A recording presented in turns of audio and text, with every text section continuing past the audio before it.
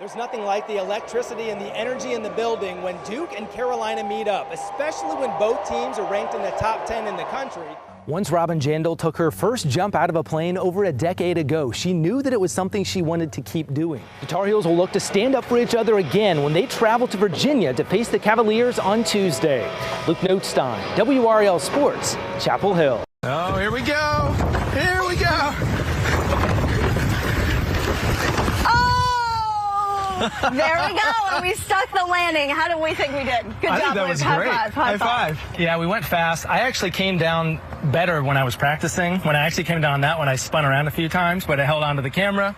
It's all good. I got fake snow in my hair. Chris, once Elisa Cunane got that second foul and headed to the bench, her teammates took a deep breath and really stepped up, started making shots on the offensive end. That allowed them to get into a rhythm. Then they picked up their energy on the defensive end and really took control of this game. Tar Heel fans were brimming with confidence even before the game tipped off in Chapel Hill. Let's go Heel! When we wake up in the morning, we see a darker shade of blue, and we know that our shade of the blue is so much better.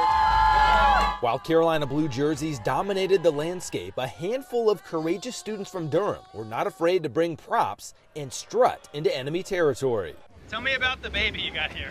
Yeah, the baby here is 19 years old. She's a tradition, and she's ready to take down the Tar Heels today. Her name is Cammie, and she's ready to go. The primary mission for the home crowd, making the Dean Dome as loud as humanly possible. Picture this.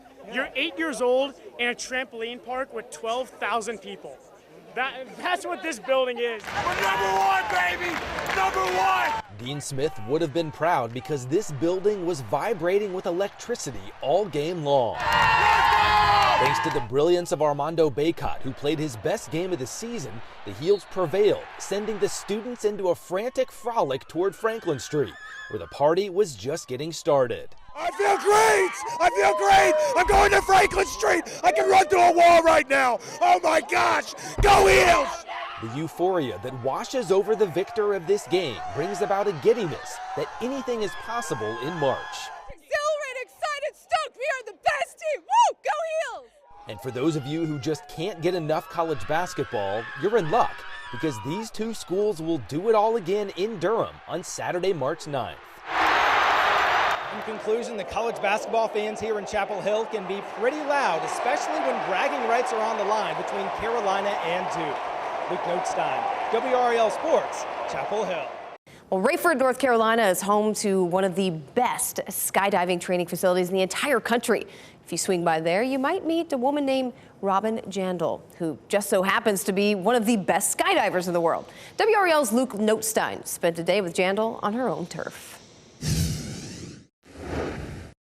Once Robin Jandl took her first jump out of a plane over a decade ago, she knew that it was something she wanted to keep doing. Now, over 9,400 jumps later, she's made quite a career out of her passion for her sport.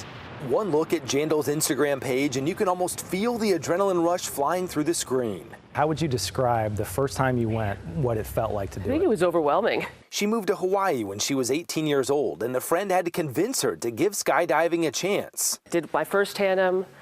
I ended up absolutely loving it, and then from there on I kind of transitioned from business management and then getting into being a professional skydiver. Robin Jandl, USA. And that's when she realized she could make a living doing something that brings her so much joy. At first her parents were worried, but now? My parents, they're actually really proud. Like, they're happy, like I enjoy what I'm doing. You can make quite a bit of money being a professional skydiver. The reason that's true for Jandl is that she's become one of the best in the world at her specific discipline of the sport. She is a canopy pilot professional. Canopy piloting is the only entity of flying high-performance wings. We have speed, discipline, accuracy. So it's simple, really. Jandl jumps out of a plane. She deploys her parachute at precisely the right time. Then she manipulates the parachute so that she can maneuver her body through a pattern that puts her in line to fly over a body of water called a swoop pond. And this body of water behind me called a swoop pond is the canvas on which her artistry takes shape.